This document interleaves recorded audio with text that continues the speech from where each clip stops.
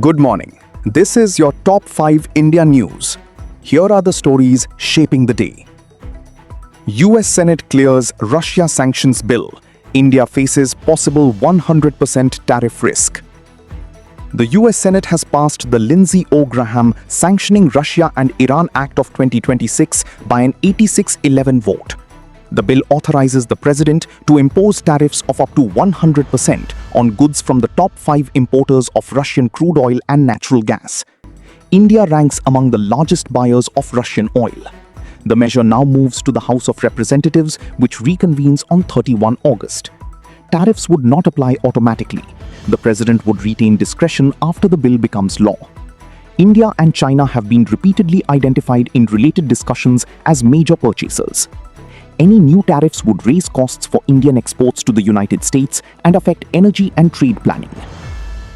Assam floods, death toll reaches 98, over 1.55 lakh still affected. Assam's flood situation remains serious. Official figures put the death toll at 98 after one more fatality in Charideo district. More than 1.55 lakh people across 13 districts continue to be affected. Golaghat, Sivasagar and Jorhat report the highest numbers. Authorities are running 55 relief camps housing over 10,000 people, plus additional distribution centers. Cropland and livestock have also been hit. Chief Minister Himanta Biswa Sarma has ordered door-to-door damage assessment in the worst-hit eastern districts starting today, 9th August, and continuing through the month. Ongoing flooding disrupts lives, agriculture and infrastructure across a large part of the northeast.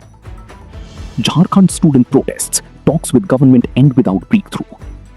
Student protests over alleged irregularities and paper leaks in Jharkhand Public Service Commission and Staff Selection Commission exams entered another day. Government ministers held talks with different protester groups on Saturday. No agreement was reached. Students continue to demand cancellation of the 14th GPSC preliminary exam, an independent or CBI probe, and systemic reforms. One group remains on hunger strike. The state has opened an email ID for feedback and suggestions. The agitation, which began in late July, shows no sign of ending. The protests highlight continuing concerns over the fairness and credibility of state-level recruitment examinations. Amarnath Yatra suspended from 9 August for track repairs and weather.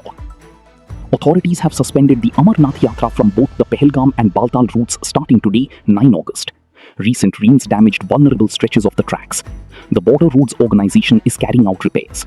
The India Meteorological Department has also forecast adverse weather in the coming days. More than 4.8 lakh pilgrims have already performed darshan since the yatra began on 3rd July. The pilgrimage is supposed to end on 28 August with the Chadi Mubarak procession via the traditional Pahalgam route. Officials have asked pilgrims to follow safety advisories. The suspension prioritizes pilgrim safety and allows essential maintenance on high-altitude routes. Saudi Arabia, Turkey and Pakistan signed joint defense agreement. Saudi Arabia, Turkey and Pakistan signed the Mecca Joint Defense Agreement on 7th August. The pact states that an armed attack on any one of the three countries will be considered an attack on all. It aims to strengthen collective deterrence and expand defense cooperation.